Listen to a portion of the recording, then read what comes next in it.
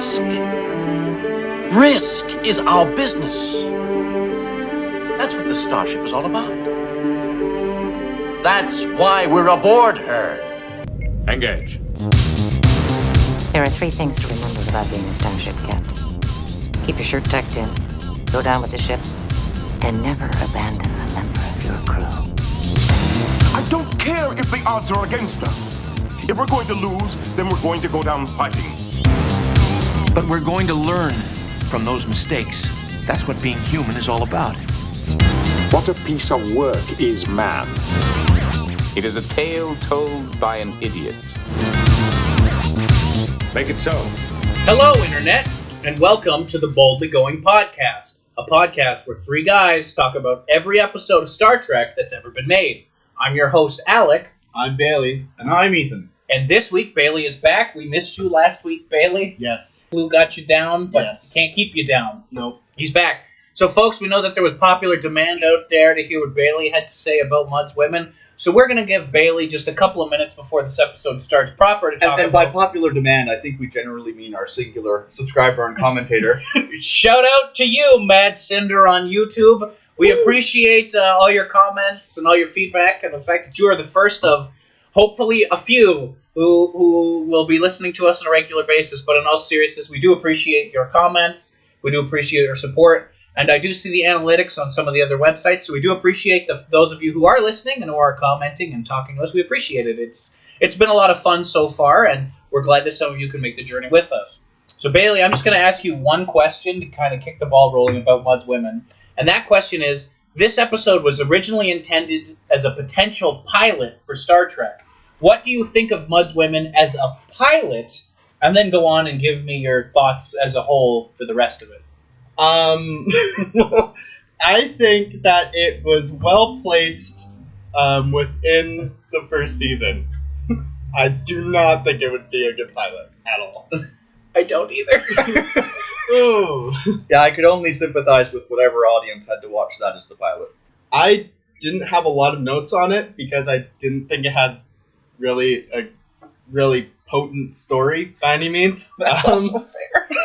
Mostly it was quotes and exclamations of what is Leo wearing in the when he first arrives. Yes, Mudd's attire. His Yes. big belt buckle is great. His hat not so much? Yes. I found it funny when McCoy said to Scotty, "Amen to that, Scotty," after they all left the room.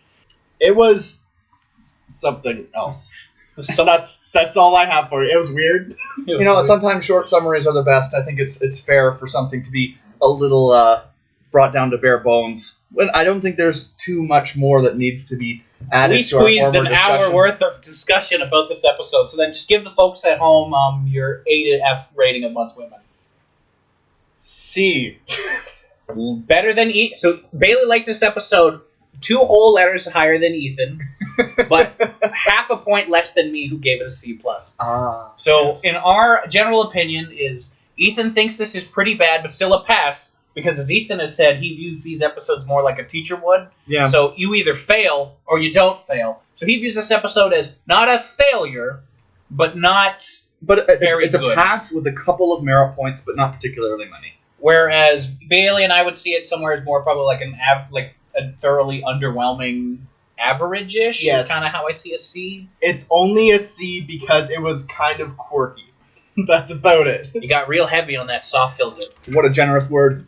We are now back to talk about The Enemy Within, which I'll be honest with you all, it's an episode I don't really remember much of when I do my walkthroughs, but I was reminded that there's a lot of quality behind this episode.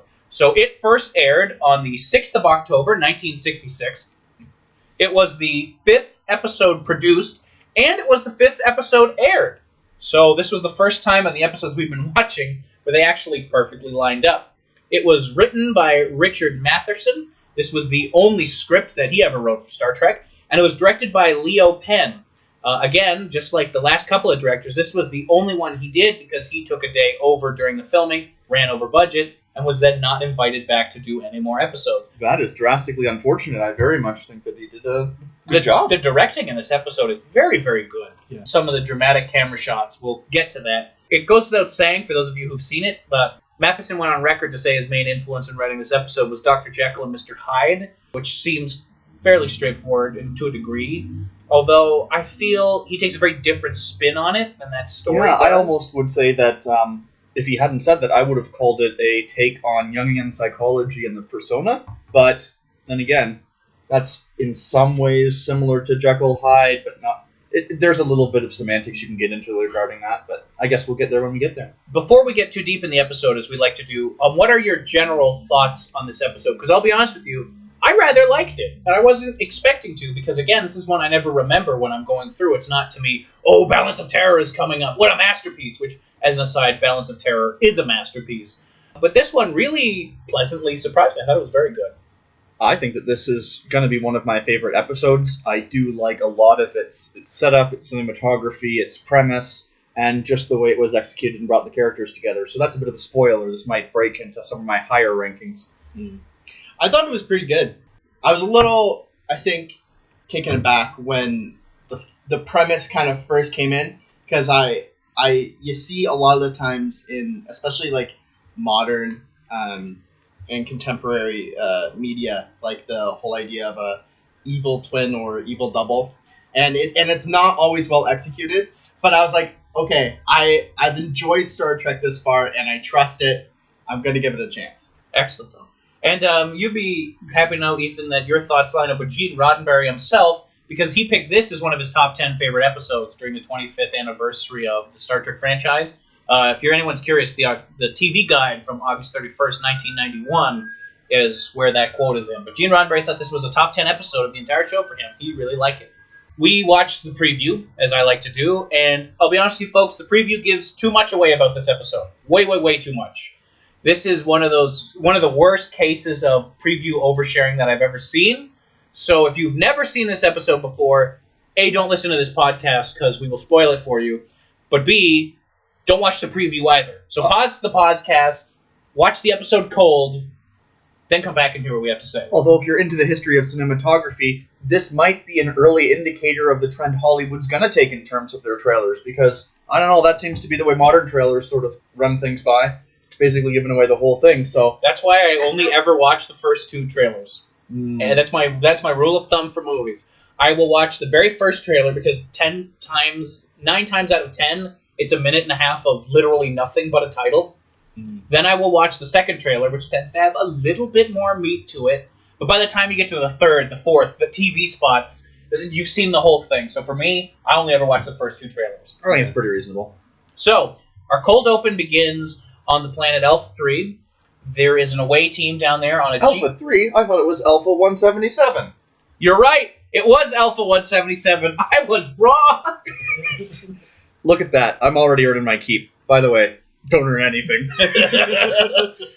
Alpha 177, they are on a geological research mission. They found like a doggy with a horn, which is the most adorable little costume I've ever seen. This fluffy unicorn dog is great. This small dog with the mane. What should we call it? Let's call it Aslan for the rest of the episode.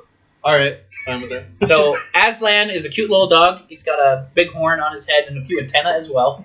He's a little alien specimen they found. They're going to take him back up to the ship because this is the original series and not TNG or a later series where they'll be much more conscious about not disturbing the ecosystem. They're like, hey, beam up this animal and some rocks and some plants and we're going to go see what it looks like under our Well, they only have limited time on the planet because, as they mentioned, it gets pretty cold at night, around negative 20 degrees below zero, and I'm presuming that would be centigrade because I'm Canadian and correct.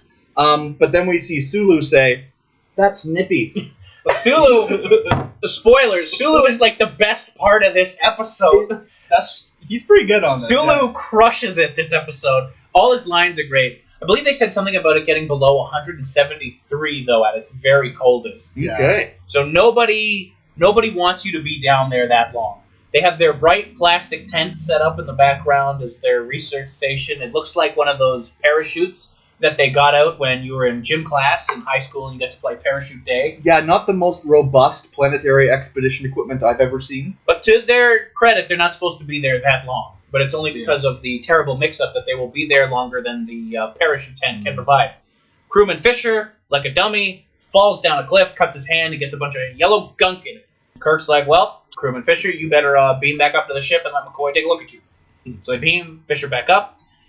But the transporter's having some trouble picking him up. There's a long delay before he shows up. Scotty has to struggle with the matter stream for a little bit. He talks about how it feels like it was a burnout, but they managed to get Fisher through okay, and the transporter seems to go back to normal. And let me tell you what's already really striking about this. The uniforms are super on point. This is the first one where I've really noticed the gold trim on the uniforms, as well as... Is this an updated version of the I think uniform for the... from Corbomite Maneuver, I believe so, but I'm not 100% sure. It could be just we haven't noticed yet because the difference was so good. Nothing major will change, but I think the gold trim may have been added. This episode is the first appearance of Kirk's green relaxed dress uniform. That's true. Which we will get to that when we get to that, but spoiler alert, that uniform was designed so that audiences would be able to tell between Kirk and the duplicate. And then there's the technicians, which get no respect and don't have a real uniform. They just have this weird slave robe almost. They It's have really weird. their orange jumpsuit for the engineers, and there's a blue jumpsuit for the medical guys, or the I science did guys. see the smock, Dr. McCoy's smock. It was wonderful. Scotty says the transporter acted like a burnout, but everything checks out. Kirk is beamed up onto the ship, and there's a little continuity error there where Shatner's uniform is missing the badge that it's supposed to have. It's oddly noticeable because the uniforms are very simple. The only piece of decoration they have on them is the little badge and the gold trim, and when the badge is not there, you can really see it. And cinematography break here, I think they do a really good job of showing and not telling that they're having technical difficulties. Because no one is like, oh no, the transporter's taking longer than it should. It's just like Scotty's flipping switches and it's clicking and clacking and it's consternation. It's more like a... It's taking a beat longer. Absolutely. Respect your audience. Give them things to work with. People are going to arrive at the right conclusion. This episode is heavy on respect your audience, actually. Which, to a more modern audience, you might say, what the heck are you talking about? But to an audience from that period, there's a lot of show, don't tell. Absolutely. So Kirk is beamed aboard. He's very dizzy and disoriented. So Scotty's like, I'll help you get to McCoy so you can get checked out. He tells the other guy not to leave the transporter room unattended, but the guy does anyway. And he walks out of the room for unknown reasons, following Scotty and Kirk. There's a pause of like a few seconds, then the transporter goes on again, and Kirk beams back on. But this isn't good Kirk. This is evil Kirk. And how can we tell, Alec? We can tell because the camera zooms under his face. There's dramatic lighting. Shatner makes this crazed expression, and the music goes da da da da da da da da da da da da da da. Rip headphone users. But evil Kirk, he beams up with a lovely back to the camera frame shot, which is of course subtle symbolism. I'm not sure if we caught that, but the eyeliner helped that he was evil. This Kirk. is my favorite version of the Grinch. Like Boris Karloff, he's got that excellent the sneer going on a lot of his shots. Good times. It's funny because when people talk about Shatner being hammy and not a good actor, this episode is an odd example of that because I think in this episode Shatner is both terrific and also kind of terrible. At the same time, and that to me is staggering because he's got a lot of very good, very serious, solid acting moments when he's playing good Kirk, quote unquote. As the episode goes on, it becomes a little more complicated than just good Kirk, bad Kirk. But bad Kirk has some deliciously hammy moments, and we'll get to those when we get to them. We have our opening credits. We come back. We see McCoy in sickbay. He's helping Miss Crewman Fisher, and he says, Fisher. By the way, it's great patient care. He's one-on-one. He's personally toweling off his hands. He gives him the Windex. He gives him the Windex. Yeah. I almost forgot. Please talk about the Windex. I'm just going to say that the one thing about Star Trek that bothers me a little bit is that it's particularly obvious that medicine has taken several steps backwards in the time that it has taken since the present day. I do like it when a show advances all aspects of technology, and I expect somewhat more than a Windex bottle. It doesn't feel quite right. I'm not going to put any points against the show for it. I just think that of all the things they could have put a little more thought into is how to make medicine feel more futuristic. They could have just thrown it in a silver tube that went woo, woo, woo, woo, woo. Yeah. Which they later do, by the way, because I know you're bothered by this now. Going forward, most of McCoy's medical doohickeys will be little silver tubes that make sounds, and he doesn't explain what they do, and we can just go, oh, future medicine. Yes. But the Windex bottle is... Star Trek didn't have a big budget. This doesn't shock anybody. I'm not telling you anything you don't know, but I'm sure you could have found like a salt shaker or like a cardboard tube covered in something. spray paint. Yeah. You could have found something other than a Windex bottle because McCoy literally holds the guy's hand open and spritzes Got a it. nice And little then spritzer. folds over the towel. But Mhm. he has this delightful line where he says, Fisher, I don't think you're hurt that bad. Did you hurt yourself so you could get a vacation in sick bay? And he sends him away by saying, I don't have any sympathy for clumsy men. Evil Kirk comes in, and we know he's evil because he immediately goes, give me some brandy, McCoy! Give me that Saurian brandy! Immediately, without any hesitation. McCoy's like, the heck? Okay. And Evil Kirk grabs McCoy by the throat and says, I said, give me that brandy! So McCoy opens the medical cabinet, pulls out the really good-looking alien-ish bottle. I actually really like the prop that the Saurian brandy's in. Yeah, it was actually really cool. And he gives it to him, and Kirk starts swigging from the bottle, Evil Kirk, and he walks out into the hallway. As lay people to the medical community, I'm going to ask you to. Does this seem like responsible medical care to you? I mean, I'm not a doctor, but I know alcohol is good for you. Okay. I'm just going to say that Dr. McCoy loses a few points throughout this episode. I do feel like he's falling a little behind in his bearing of medical responsibility. First off, medical brandy, that's an 1800s thing. I get this as a space wagon train deal, but even modern doctors, no brandy in the office. You Wow. want medical alcohol, you get something a It's little more good to know we can't contained. trust modern doctors, folks, because they will not give you brandy. They will not give you brandy. Give me my brandy. Give me my brandy. And same thing, just letting the patient dictate their medical care. Don't care if you're the captain, Bones. You got to stand up, grow a little bit of spine. You're going down on my friends list for this. To be fair, I mean, if one of you walked in unexpectedly and you're like, hey, buddy, how's it going? And he suddenly grabs you by the throat and demands brandy. That's an unexpected little sequence to have happen. That's true. We have a very short scene in between this where Kirk goes into his quarters after the post-mission captain's log. The captain's log for this episode is interesting, by the way, because it seems to have been recorded in past tense, Yeah. as in Kirk is saying, we had a double of me beamed aboard. He speaks past tense for most of it, though Spock has a log later on that is clearly present tense, and so does Kirk. We have a little scene where Kirk goes into his quarters, and Janice Rand, the yeoman, is there collecting some data. And even though we have established in Corbomite Maneuver that Kirk has clearly like an attraction to Janice, this is an important little scene to remind us that is there, especially when you consider this episode actually aired before Corbomite Maneuver.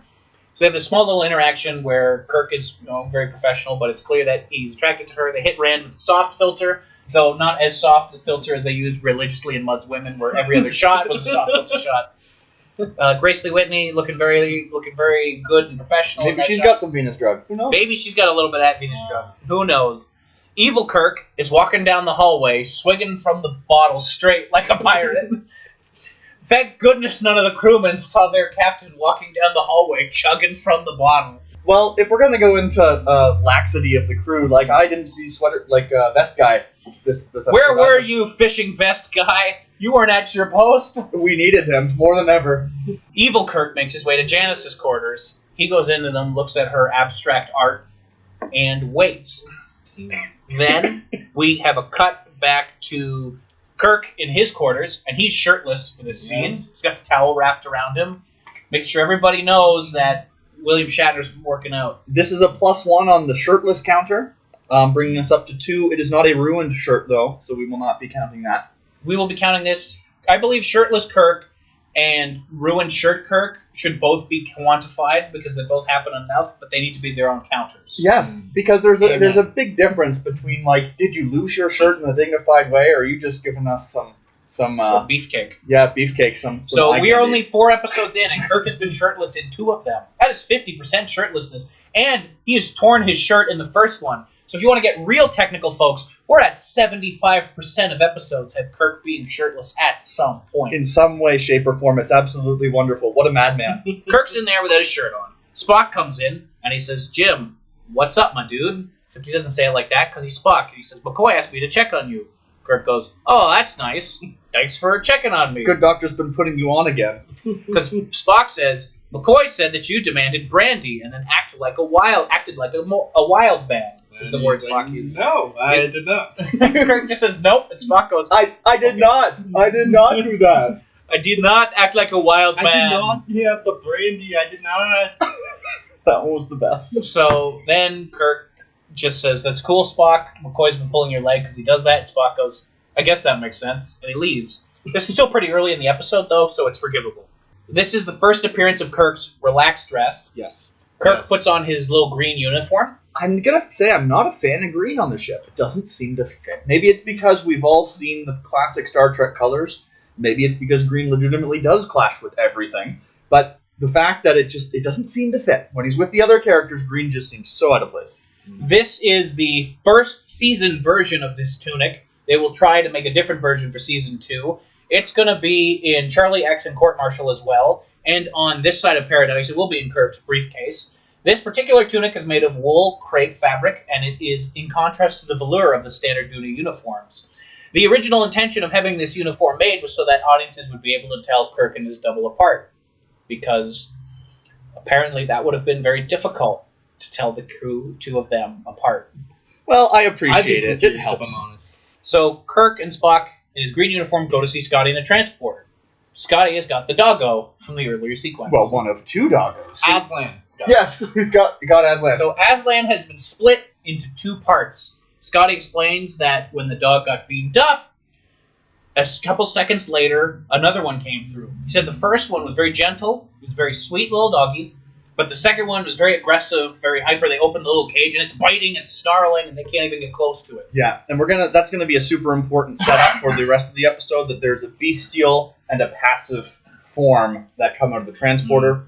Scotty calls them opposites rather than duplicates. Yes. Ethan is pointed out, Ethan and I watched this episode together this week, and that is a point that this scene comes my only real problem with pacing is this scene comes a little too early. Because later in the episode, you almost forget that Scotty has explained how the two halves are explicitly different. Yeah, there'll be a moment when I explain some of the narrative dissonance that almost happens within the episode. When I was going through it, I almost gave it quite a bit of negative points, but the episode pulls through with the latter part of the episode explaining what's going to happen. But I'll say that for when we get there. There's some anticipation for you. So now we have another problem, though, because Sulu and 3 other guys are still down on the planet. And Scotty's like, look, we can't risk bringing them through the transporter. We don't know what's going to happen to them. So now they have to try and solve their problem with the transporter before the other crew are beamed up. It is worth pointing out that if you have seen the entire Star Trek series, this episode becomes a little silly, because then you go, why didn't they just send a shuttle down to go get them? It's worth pointing out at the time this episode was written, they obviously didn't think the Enterprise would have a shuttle bay and shuttles, and that transporters were the only way to do things. Because that hadn't been written yet, I don't mark that against the episode story. If this episode had come later, after we'd already established a shuttle bay, then I would have said, why the heck don't they just send down a shuttle? But because it hasn't happened yet, I don't mark it as points against it. Yeah, we're all agreed on that. There's no way to get them up until they're safe with the transporter. We have a break, and then we get back to the episode, and we're in Janice's quarters. Evil Kirk is creeping behind the orange thing. Oh man, he is creeping hardcore. Yep. I don't think that you could see that shot and not get some kind of, tingle going down your My spine. skin crawled a little bit. Yeah. Although, let me tell you, you are a big fan of these, the lady officer short skirts. I like the lady officer short not skirts. a fan of the lady officer short skirts. I don't find it You don't either think it looks practical professional? or professional. I think it's very professional. No, I don't. Yeah. Right. Yeah, right. No. The costume designer, Gene Roddenberry's Gene influence, Roddenberry of course, is designed- all over that. No, Gene Roddenberry didn't influence that. Gene Roddenberry designed that uniform himself. Thanks, Gene. That was Gene's own design. There's an episode coming up, What Are Little Girls Made Of?, where it has my favorite Gene Roddenberry Are you story. serious? Yeah. It's a really good episode about androids. Okay. But it's got a brilliant line that is behind the scenes. We'll get there when we get there. But this scene, Is not designed to make you feel good. and No, it doesn't. It works does really not. well. I was talking to Ethan about this before we got started. I do, however, appreciate the era that this was shot in, because a more modern show might have taken this farther. Yeah. Much farther. I agree. And I appreciate, because this scene makes you uncomfortable, makes you sick to your stomach, but it doesn't revel in Yeah. that. It serves its purpose. Something very wrong is happening. Well, I think it doesn't sexualize the incident, which makes it more potent in a way. A lot of credit goes to Grace Lee Whitney. Actually, rewatching it this time, I realized that she's much better than I remember, as an actress. And particularly in this episode, she really sells it. He comes at her, says, "Call me Jim." I know that we've been pretending that we have, and she clearly shows in this scene that she does have that to a degree that is true, that it is a kind of that there is of some mutual attraction back and forth. Mm-hmm. But then he says, "You're too much woman for me to ignore, Janice," and it gets all rapey, and it's really uncomfortable. Yeah. He tries to force kiss her, and so she scratches the crap out of him. And crewman Fisher is walking by, and he sees this go on, and he's like, "What the heck's going on, Captain? Why are you behaving this way?"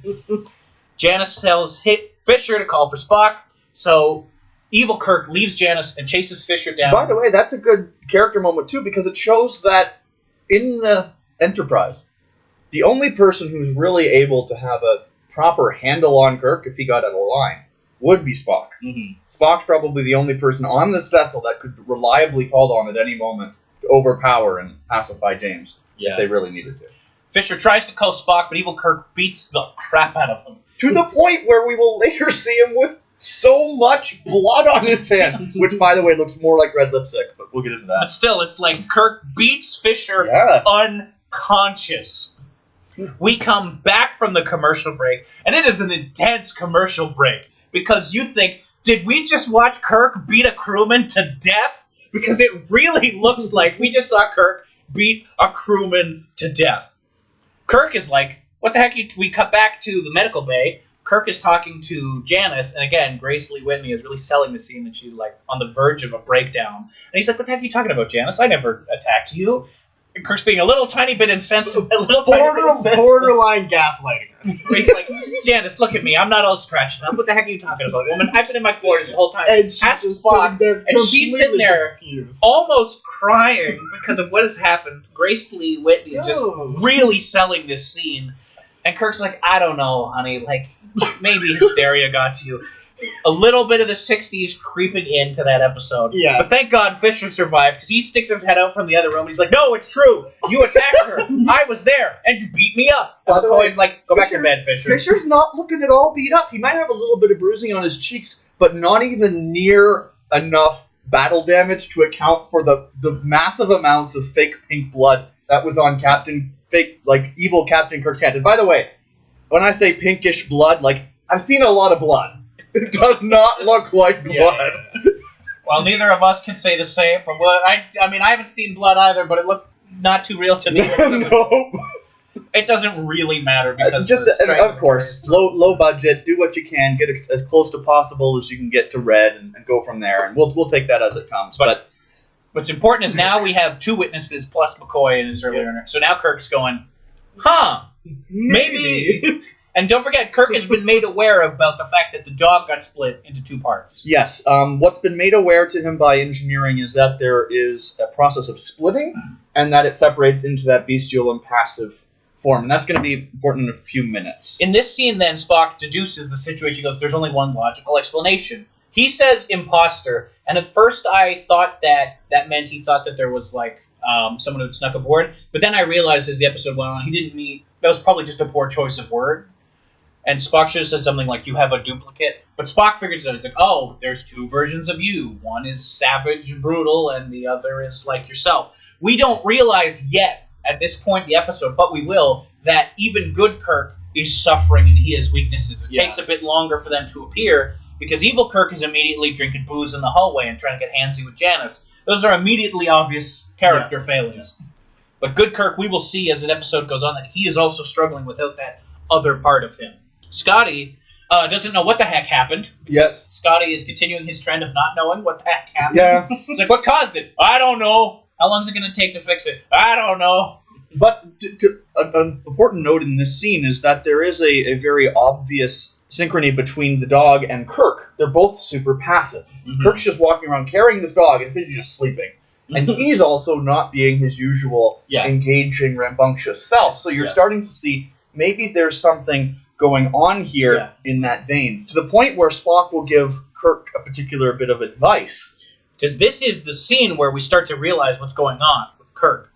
He is getting soft and indecisive because he isn't sure what to do. He says, what should we do? How should we capture him? And Spock is the one who says, they should probably have phasers. Kirk goes, phasers. They should probably be set on stun. Yeah, they should probably be set on stun.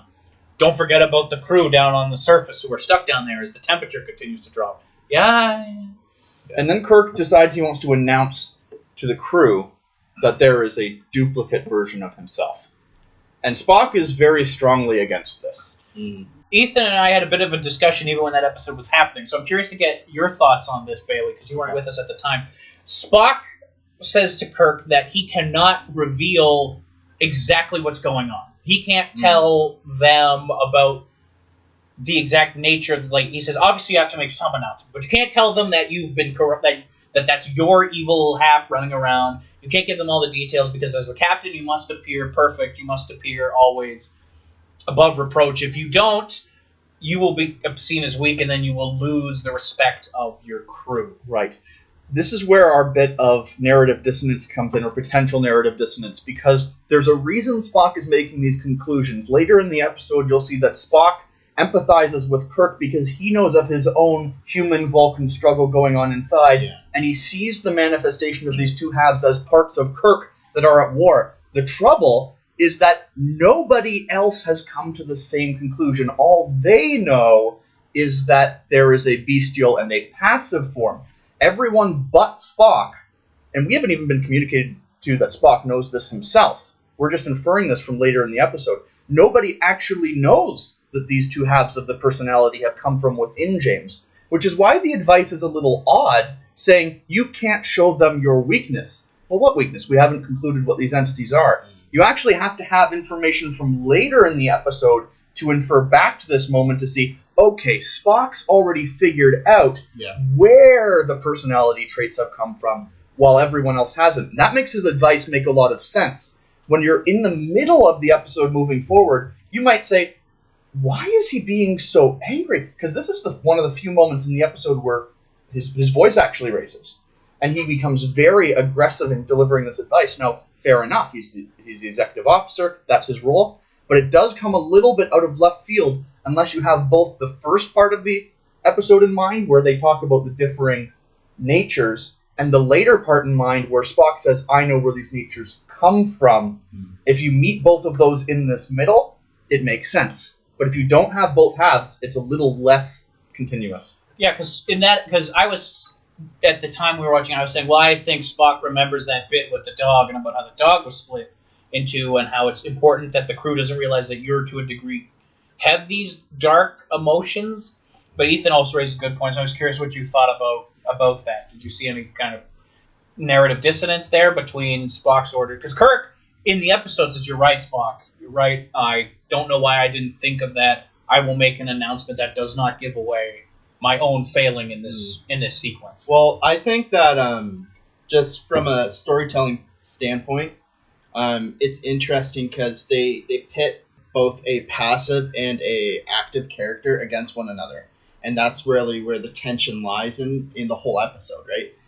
I see what you're saying about like the order in which the information comes can kind of muddle what Spock is kind of saying in a way, but I think it as an audience, since we've already found out the passive and the aggressive or whatever, I think it still works. Yeah, I don't give many negative points for this. In fact, very few. I just don't connect it as strongly as you guys might to the need to not announce this to the crew. Because if there were two opposites on the ship, there's no logical reason for the crew to deduce that the evil one and the good one are part of Kirk's personality. That's actually a Spock conclusion. I agree with you on that. I think that because there's a order of hierarchy, right, on the ship. Even if Kirk ends up in these two states and the crew finds out because they are told that, they know that Spock's going to be there. That's why Yeoman asks for Spock, right, in earlier in the episode. And so I think it would be fine. Yeah. Do I think all the information is in the episode to understand it completely? Absolutely. Yeah. I just think a little bit of tighter information presentation would have benefited it. Yeah, I think the only thing, and I agree, I think to me the biggest thing is I've seen all these episodes multiple times, so I have a little bit of a, when I start watching, I'm like, oh yeah, to me there's a degree of fuzziness. I do think watching it again that the scene with the dog is too far ahead of this scene. I agree with that. Because that's the important information, because we're going through this because the first part of the episode is very good, but very slow paced, so it doesn't take us long to discuss it. But that earlier scene where Scotty explains the two halves of the dog are opposites is like 10, 15 minutes before this scene. So I feel like just a little bit of adjusting in the scenes might have made this a little bit clearer. Whereas I say it needs to pull a little from the other end and bring the future a little closer to the middle. Either way, this isn't a big issue. One of probably my biggest features as a critic here, which is a little unfair, is that I equate all issues and allow everyone who's listening to make their decisions on their own about how serious those issues are. Here, I don't see that it actually caused any big drawback to the episode. I just think that it's something to comment on that makes a moment that's very emotional for Spock. Usually there's a reason. Yeah, Spock is always under control, and this is a great episode for Spock, actually, because on the surface, this is a Kirk episode. Because Kirk is the one who split, it's Kirk's own personality fighting itself. Mm-hmm. But this is also a really, really good Spock episode, and I would also argue a really good Sulu episode at the same time, even though Sulu doesn't do any serious character drama. He's shown to be incredibly competent and skilled in this episode, so it'll paint Sulu in a good light. But we go back to the commercial break. Good Kirk is continuing. He has a captain's log about how he's losing his own will. He's becoming very passive. Command is becoming muddled. He makes his announcement. Attention crew, there is an imposter aboard. He looks exactly like me. He's disguised like me, but he's not me. You have to capture him. Don't kill him. This is an order from Captain Kirk. He's got 3 scratches on his face. That's how you can identify him. Because when Rand scratched him, she left a big, big mark. Mm-hmm. So then we have this delightful bit where evil Kirk starts screaming, "I'm Captain Kirk! I'm Captain Kirk!" And he smashes a monitor, and he makes these crazy faces that I'm sure you've all seen GIFs of or pictures of online. This is a podcast, so I can't throw the picture up there. Maybe I will on the YouTube video if I'm feeling like really, really willing to do it. Probably not. But he goes absolutely ham. It's one of those things where I talk about, in this episode, Shatner is both so good and so bad, even in like the same scene. Because the parts on the bridge where he's very indecisive, he's really selling that. He's playing a very timid version of his more noble character.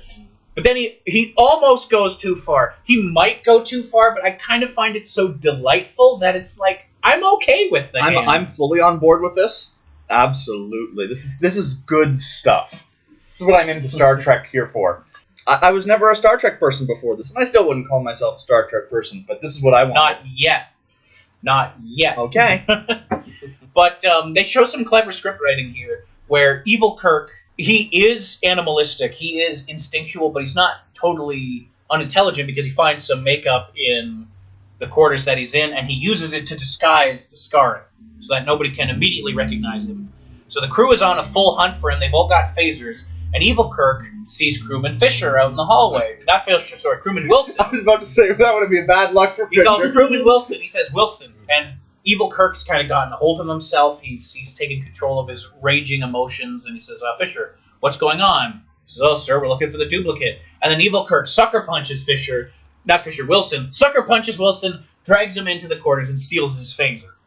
But, okay, I think it kind of didn't make sense for him to do that, because he asked for the phaser, he hands it over, and then he just attacks him. It's true, there's no reason for evil Kirk, but he's a savage, he's a wild man. I think the big part of it is that this episode does a better job of portraying the sides as less good and evil. A lot of summaries will say good and evil because it's an easy way to remember it. And what Other Kirk does definitely has a lot of evil stuff to it. Let's not jump off that. But I think that a almost more accurate description is there's a primal or animalistic side, and then there's the society. The passive it's almost like submissive. Nature nurture. In a way, better than good and evil. Yeah. Will we still call it good and evil and all these other things? Yeah, but because that's easy to work with. But I do think that there's a lot of a degree to which he just needs to attack things, because that's just part of his drive. He's a cornered animal, and he's on the run. He's not necessarily thinking straight. Because even the episode, we'll get to that, they get real heavy on the philosophy, which I like by Star Trek to be nice and talky, so I certainly don't mind that. We're going to get to that a little bit, where they argue it's not necessarily good and evil, but we cut to the conference room. Good Kirk is sitting in the dark because he's not sure what to do, and he gets a call from Sulu. Sulu and his boys are down on the planet. It's dropped to below 30. It's already 20 degrees below zero. Ain't exactly balmy. It ain't exactly balmy. Sulu's line. George Takei crushing it. Sulu with that gallows humor. The men are wrapped up in the blankets. Spock says they beamed down heaters to try and help them, but the heaters split on the transport down and became useless. So they can't even send supplies down. So Sulu has the best line of the episode where he says, maybe could you find a long rope and lower us down a pot of hot coffee? And he's got this smirk on his face where he's like, well, if I'm going to die, I'm going to get a quip out. Hesitant Kirk goes, we'll see what we can do. Sulu, it's not done yet. He says, I'll take some rice wine if you can't find any of that good hot coffee. Can't have sake. That's a not an understood word by the American audience. I just think that Sulu is coming on real strong in this episode. Oh, he's great. He's probably one of the best parts of this If episode. McCoy's taking a few steps down, Spock and Sulu are taking a few steps up for me. I wrote in my notes, Sulu is such a gangster. So Sulu, in a very intelligent Starfleet manner, he takes his hand phaser and he uses it to heat up some of the rocks. They talk about how they've been doing this. This is Starfleet survival methods. And he talks about how they've burned out 2 or 3 of the phasers already, doing the battery on this. They can't keep doing this forever. But they're using the heat from the rocks to keep themselves alive for a while longer. Which is super neat. It shows they've probably got some emergency survival training, all that kind of stuff that you would need to be an expeditionary force. And it makes sense. It's scientifically sound. You can do that sort of thing hypothetically, and it works real good. We now discover, however, that Evil Kirk is not doing so hot. He is starting to struggle, and he is starting to die, and he's not doing so well. He's run off to the engineering room. But we don't know that quite yet, because it's Spock's plan that actually helps us out. In his logical way of thinking, he approaches Kirk and says, we got to think like him. We've got to know what he's going to do. Because we know he has your information, because he called Wilson by name, and he knew how to use the phaser. He knew how to blend in. So the whole plan is for Kirk to think like Kirk and anticipate where he's going to be. And that's great. The other Kirk wouldn't have thought like that because he doesn't have a Spock to help him get back into the moment and think properly. But this Kirk does. And so that shows the benefit of Spock. And it's a good thing to say that Spock here isn't ambitious for the position of captain. No, not at all. That's something else that really shines in this episode, is that while he is there to accept responsibility if it's needed, and is absolutely clear on that point, Kirk is not having his authority usurped, and Spock is there to make sure he is capable of fulfilling his responsibilities for as long as possible. It makes you really love Spock on this episode, for sure. Oh, Spock is great. Because he even says to Kirk, like, just so you are aware, at some point I will probably have to take command. And Kirk isn't like, how dare you try to steal my... He says, yeah, I know I'm falling apart, and I don't want to put the ship in danger. Yeah. So the two of them go down alone to engineering. Because Kirk says, if I were trying to hide and avoid a search, I would go down to the bottom of the ship, and I would hide in the engineering bay. Just the two of them go down, and Spock says, shouldn't we have a security team for this? Kirk says, no, I don't want anyone to see that part of me, if possible. Too late. They kept it to a minimum. You've got your good friend, Bones has seen it. You've shown it to your high school crush, she's seen it, and some random guy who will never come back again. So he's done a pretty good job of keeping the damage under wraps. But this is our first time in the engineering set. Yes, this is the very first time we'll see the engineering set. It looks great. Mm-hmm. It looks like they've adopted some materials from old pumping units. I've seen the inside of some pumping stations and stuff. It looks very similar to that. I think they did a pretty good job. The only thing I'd say is that the square or flat sections of the engineering bay could use a few extra accessories. But then again, I'm not going to hold that against them. I just think it could have brought a little extra personality. But the tubing and stuff really does feel like the inside of a starship. So I give them a lot of credit. It's no warp core set that they'll do in later shows where they kind of change how the engineering room looks. But I really like it. It's a really effective little set. And we have a lot of really good camera work and editing here because they obviously have to play with the fact that it's really expensive to shoot overlapping film, and Shatner's playing both parts. And they have to use a lot of body doubles and a lot of quick camera work. So we have a lot of really good intercut shots of this scene as they stalk each other through the engineering bay. And Evil Kirk is up top. He's trying to find them. Good Kirk is underneath, looking around. Evil Kirk sneaks up behind Good Kirk. There's one janky cut. And do you guys know where it was? The one before he drops down? Yeah. Cameras weren't perfectly washed down on that. But that's the only one that I noticed at all. I noticed there were a couple of shots of Kirk and what I assume was a body double on the same shot, but the body double Kirk was behind like a half visible screen. Yep. I mean, good, again, a lot of credit to director Leo Penn here, because for that time period, it would not have been that easy to cut this together well. And honestly, I think they did a pretty good job. I agree that there was a janky shot, and I would point out that they used that whole trick of, I'm going to put our Shatner look-alike behind this kind of mesh screen. So it's not, but it works pretty well. And Shatner's not just hiding; he's stalking them in a way. He's evidence that you don't feed your gremlins after midnight or get them wet. Exactly. He's basically in that sort of creepy, sort of very primal behavior. He's not just hiding there to kill them. He's behaving. He's like almost hunter and prey almost. He's almost moving on all fours when he's up on top. He uses it's a really clever way of showing it. He gets the drop on Good Kirk, but can't bring himself to immediately fire. And Good Kirk says, "You're not going to kill me. You can't kill me. I'm you. We're part of the same thing." And Evil Kirk, acting on instinct, says, "I don't need you," and goes to fire. And then we get our very first ever Vulcan neck pinch, where Spock gets behind Evil Kirk and gives him the Vulcan neck pinch. This is A, a very iconic Spock thing, and B, made up by Leonard Nimoy on the spot, because Leonard Nimoy wasn't just an actor, he was the character. See, in the original script, Spock was supposed to pistol whip Evil Kirk and knock him out. Leonard Nimoy said, "No, that doesn't feel right for this character. He's a scientist, he's a thinking man, he's not going to just knock over a dude on the head."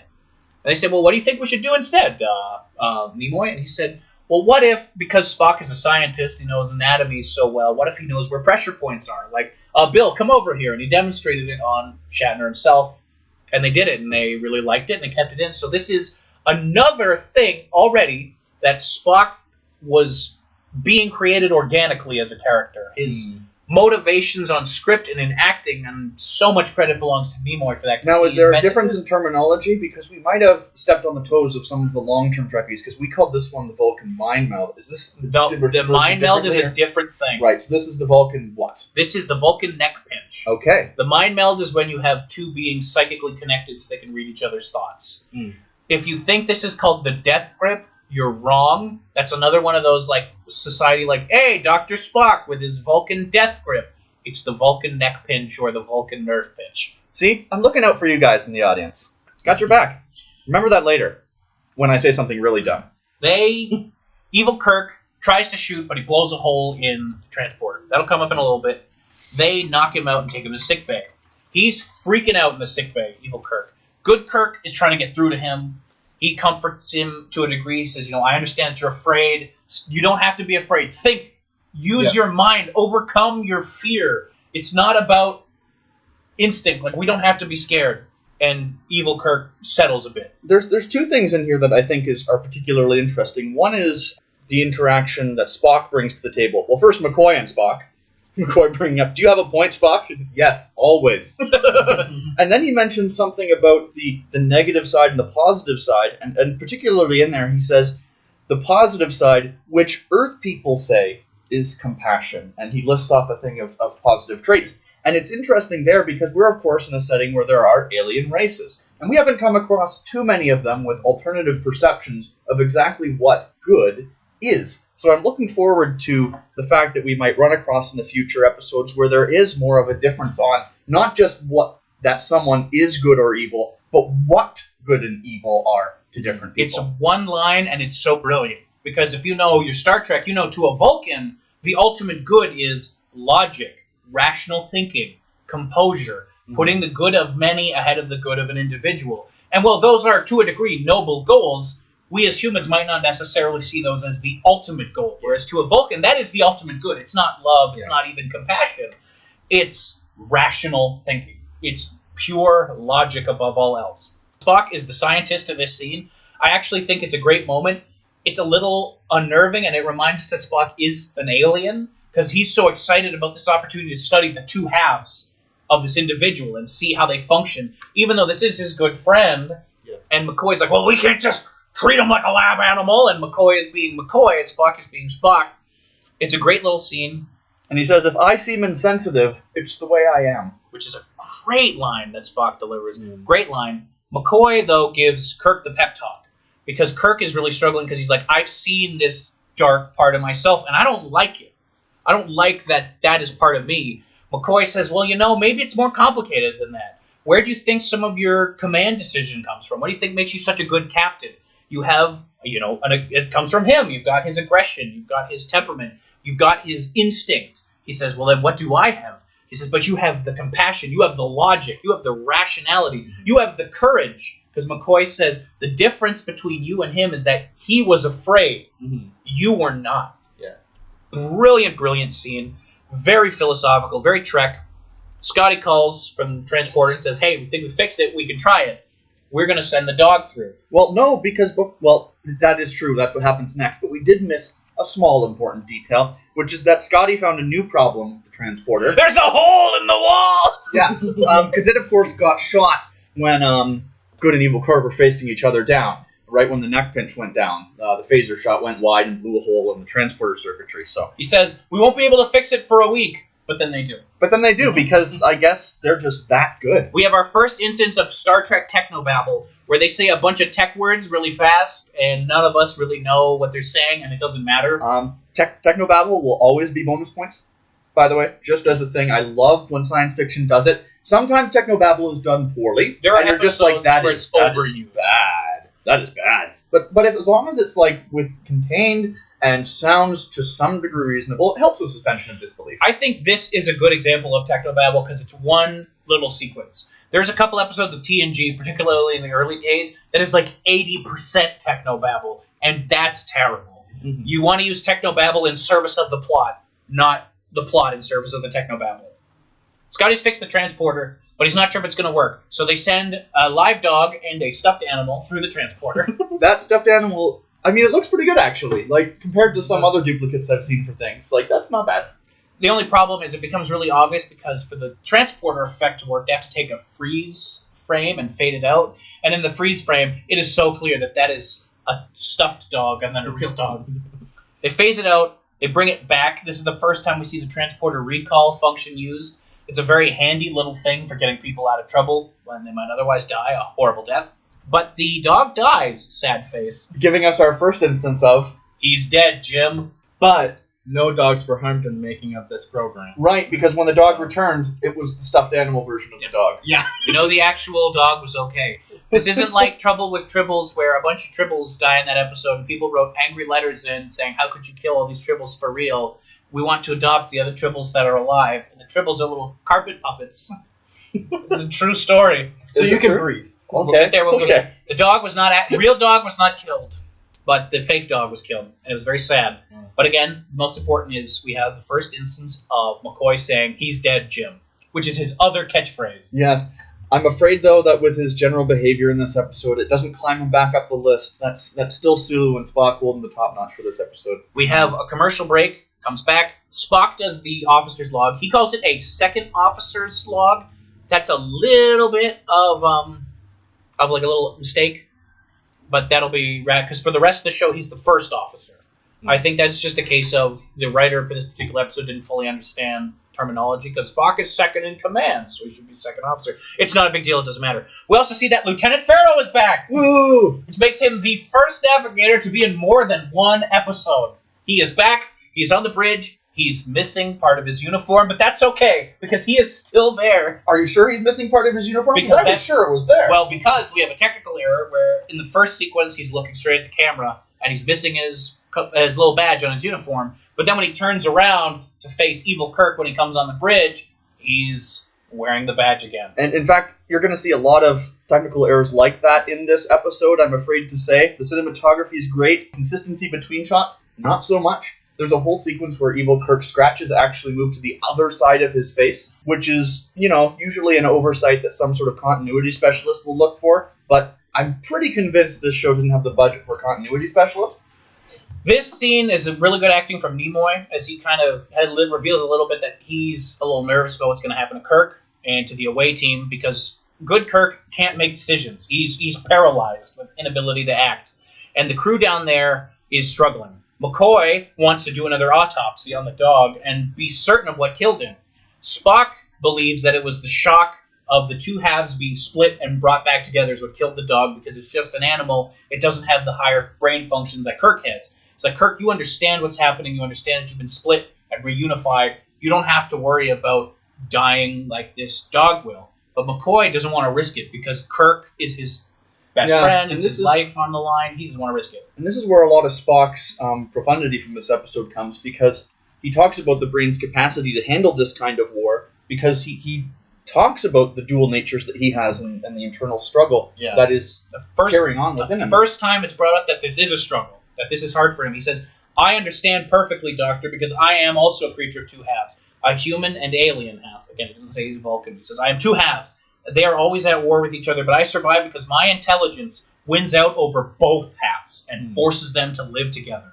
And Kirk, even though he's almost paralyzed, grits his teeth and says, do the thing. I will go through the transporter. We cannot let Sulu and the other guys die. Because Sulu's called up again, and this time saying that room service has been taking a while, and he would like to hurry up and get out of here if it's not too much trouble, because it's not exactly bombing. Let's look at these. I wrote a lot of these quotes down. Give room service another call. Coffee's taking too long. And any chance of getting us up before the ski season. Sulu is like freezing to death on the planet, but he's got time for quips. Kirk sends Spock to work on the transporter and get it ready, and McCoy to do more autopsies, leaving him alone with Evil Kirk. Evil Kirk says, I don't want to fight you anymore, Kirk. I understand. And because that harder edge that you need to be like, well, I don't necessarily trust you, is in Evil Kirk, good Kirk undoes Evil Kirk's restraints and helped him up. And I would hold it against him that he didn't bring in security, but it was fairly established early on they're trying to minimize crew contact with the situation. Mm-hmm. So, again, it's a good pass. There was a setup. It's fair. Mm-hmm. And again, I would also add to that, that is also true, and I'd also add to that at this point, good Kirk has become so passive that he wouldn't even necessarily consider that Evil Kirk might have another agenda, because I don't. So obviously Evil Kirk attacks good Kirk, knocks him the heck out, switches their uniforms, so he puts on the little green relaxed dress, makes his way out, has a little creepy scene with Janice going up the elevator where he tells her, hey, I wasn't myself, I was a duplicate, I'd love to come by your quarters and explain it. And she's like, a little frightened still because of what happened, but she's like, okay, that makes sense. And he gives this kind of evil little smirk, goes up to the bridge, and says, all right, Spock, we're going to leave orbit, because Evil Kirk is acting purely out of self-preservation. He knows if he goes through that transporter, he might die. Yeah. And they're only thinking about rushing it so much because they have to save the other crewmen. So he says, let's just leave. We're going to leave. Spock is like, what the heck? And Pharaoh's like, what the heck? He's like, no, trust me, I'm in command. Those men are dead anyway, let's just go. But then good Kirk and McCoy also arrive on the bridge. Mm-hmm. We have a little bit of Solomon and the baby, and whose baby is it? The two Spider-Man scenario. The two Spider-Mans. But unlike two Spider-Man, good Kirk knows that Evil Kirk can't keep it under wraps. Because they're both dying. Like, they're both literally dying as they are unable to survive. And good Kirk has all the restraint. So Evil Kirk immediately breaks down about how he's an imposter. He's going to steal a ship. He throws one of the crewmen. He pulls out a phaser. It's very dramatic. He's waving it around. I'm Kirk. I'm the captain. You have to follow my orders. I'm the captain now. And good Kirk goes over to him and says, you know what? We're the same, you and I. I can't live without you. You can't live without me. It's okay. And like they embrace, and it's actually like, very touching. This is where we get a lot of that callback to the Jungian psychology of things with personas. I think that Jung is not usually a great thinker, like just generally. But the one thing I'll give him credit for is his popularization of the persona idea. It's neat at least to consider the idea that everything about yourself that you're unwilling to face manifests itself as some internal persona, and which the only way to properly deal with, because you need to deal with it. If you keep ignoring it, it will control you. The only way to do that is to turn to it and accept it and face it. And then once you've accepted it as part of yourself, you can start dealing with some of the harder and unfortunate realities of it. But until you turn to face it and accept it, nothing's going to happen. And that's an interesting thing to look at. It's sort of all over this episode. This is a brilliant episode from a pure philosophical standpoint, I think. And this scene is a perfect of the whole thing where Kirk, this whole episode has been struggling with this dark side. And it is a dark side. It is dangerous. Like, it's like Spock even says, your lust unchecked, your rage unchecked, your anger unchecked. Those are dangerous things. Yeah. But you also need that part of you. And when they hug, it's like they accept that they both need each other. That, in a sense, bad Kirk knows that his aggression has to be checked. Yeah. And good Kirk understands he needs that edge. Which I think it plays into why they're able to go through with and stay alive after their reunification. because I want to live. Yeah. That like They where Shatner realize that sells they it. Well, it's the He says, recognition. I want to live. I am you and you are me. You'll be there at the end as well. That's really a big part of it. If you are looking into some other fiction that really does dip into personas and the idea of duality and all that stuff, like there is a whole game series called Persona. Persona 4 in particular deals with Jungian psychology. There's a lot of stuff out there that you can find that's just neat to look into, because I think that regardless of which base of philosophy you're starting with, we're religious guys, we're Christians, Obviously. and there's a truth that sort of sits at the bottom of it, is that in no way of moving forward in life are you going to find it successful to ignore the things that you need to take care of. There's absolutely no way forward without turning to face the things that are going to rule you. And that's a universal theme, regardless of what you believe. And I think that's why this episode is so good, because everybody, to a degree, understands that you can't purely ignore those parts of you, but you also can't let those parts of you control you either. You need that. You need both, and I think this is just a brilliant episode for all that. Yeah, but the journey starts with recognition, and that's what this is. A lot of this is fundamentally about. So Kirk takes himself and Evil Kirk to the transporter, and he says to Spock, if this doesn't work, Spock simply says, I understand. He's setting that up where it's like, just in case I die, you're in charge. They go through the transporter. There's a moment of tension as Spock himself gets them worked out. In the matter stream, Spock is getting it together. He brings it back. One Kirk shows up. He's facing away from us. McCoy and Spock are a little concerned. He turns around. The dramatic, positive, upbeat brass band music starts playing, and Spock says, what are your orders, Cap? He says, get those men out of there right away. And we know Kirk is back. Kirk is back. Yeah. He's accepted that. We have our final scene. We see the 4 crewmen brought aboard. McCoy says they have some pretty serious frostbite, but he thinks he's going to make it. But then he says, Jim, how are you doing? He says, I've seen a part of myself today that no man should see. How do you think I'm doing? Goes back onto the bridge, and we have our final scene where Spock is not a bro. Hits on Rand for Kirk. Yes, he's trying to wingman, and he does it very poorly. I'm going to say, Spock, you wouldn't want Spock riding shotgun for you or playing wingman. It's bad. This has been a fairly traumatic experience for everyone but Spock. Yeah. McCoy was a little freaked out by seeing his good buddy grab his throat. Janice was very upset. Kirk was upset, and Spock was just like, "Hey, Janice, what is his line?" The imposter had some qualities, didn't he, Yeoman?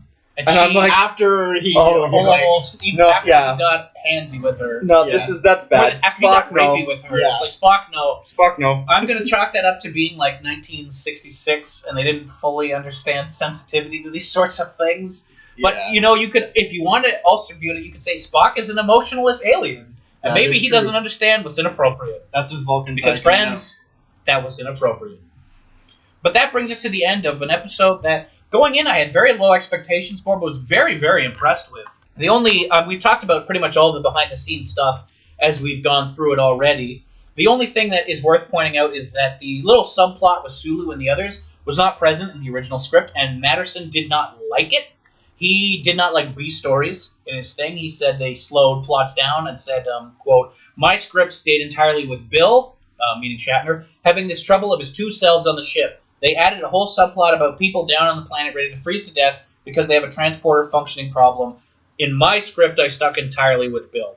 How'd you guys feel about like this? Because I thought Matheson wrote a brilliant script, but I respectfully disagree with him here. I thought the Sulu stuff was important to add a little bit of tension to the narrative. Yeah. But it didn't take up very much screen time. To call it a B story is a little disingenuous because these are 50-minute episodes, and I'm pretty certain it was only 5-6 minutes. It was just there in the background to provide a little bit of tension for it. Yeah, I totally agree with that. You think that would fit? You think that fit in okay, the B story? Yeah, I don't even really call it a B story. It's part of the main plot to bring a sense of time into to make it good. I think it drove the plot in a way without overshadowing it. Yeah. It really gave more than just one motivator to quote-unquote good Kirk. Yeah. You had Spock whispering in Kirk's ear saying, we got to get this going. But one of the main motivators at the end was Kirk listening in on Sulu as he was fading. As he was freezing and saying, I can't see clearly, I can't think clearly. And that's what literally freezing to death is. They weren't stripping. That's also part of freezing to death in a lot of cases. But in this one, you see the slowing, you see the the diminishment of biological function. You see all these things as just things start shutting down, and that gives him a moment to become motivated. And I'm like, could it have functioned without it? Yes, but does it make it better? I would say yes. And it really helps us with Kirk's character because, even though he's struggling and even though he might die, he cares so much about his crew and his friends that that's what pushes him forward. So this is the part of the show where we give our ratings. If this is the first time you've tuned in to the Boldly Going podcast before, we rate our episodes on an A to F scale with pluses and minuses included. So let's shake things up a little bit and start with Bailey since he wasn't here last week. Bailey, what would you rate this episode? I would give it a solid A. A full A, nice. Yes, just because it's so consistent with just great storytelling and amazing shots, and it was just I really really enjoyed it, especially after our previous episode. I'll say that this is, for me personally, because I know Ethan wants to talk a little bit about this because he really really liked this episode, so I'm going to let you be the final one to bring it home. For me, I think this episode was miles better than Mud's Women.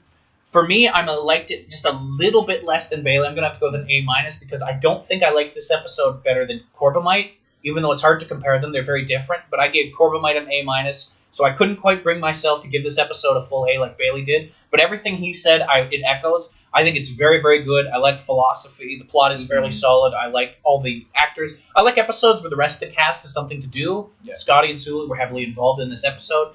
I can't quite in my brain figure out what would bump this episode up to an A from an A-. It's not like Corbomite where I know what bumped it from an A to an A-. It's something I would have known it when I saw it, but for me, A-, solid episode. For Bailey, an A. For Ethan, what is your rating for? I gotta say, this is probably one of the most well-written episodes so far. I think the acting was good, even the hammy parts, and the reason I say that is because you're in a situation where half of their higher brain function is separated into a separate being. Mm-hmm. So the fact of these sort of weird and exaggerated facial expressions and emotions and presentations, that is actually all consistent within the story itself. So while hammy, it actually fits to some degree. Kirk comes across as a good captain in both his pre- and post-split moments, and you in fact learn a little bit more about what makes him a captain when he's functioning properly. So I think that was done very well. I like the characterization, the things that we learn about characters and new iconic moments coming into this episode. A little bit more world building as well. Like there's a lot of things building into this episode. We also have a good engagement with the premise of science fiction, the encounter with the unknown. It's not a new alien species, it's not a new planet, but it is an interaction with an unknown element brought about, yes, by space dust and technological failures, but that's part of what it means to encounter the future, is seeing how these weird things play out. And yeah, encountering yourself is a fair way to play out that idea.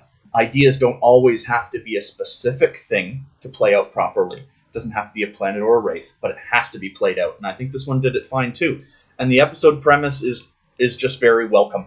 The fact that it is dealing with something a little more psychologically themed, and that's just something I appreciate. It's showing a little bit of diversity to how this show is playing out, and that's going to get me coming back for more. So I'm going to give this a really high A-, breaking into my A's for the first time. For the first A from Ethan. Yes. And I have a feeling it'll be the first one for a while. But we'll see. I'm always ready to be pleasantly surprised by things. So our overall consensus is very high. This is the highest rated episode on average so far, with an A and 2 A-, which edges it just above Corbomite, which was 2 A- and a B+. Mm-hmm. And so we highly recommend you check this one out. If you don't remember it from your previous viewings, give it another shot. It's very good.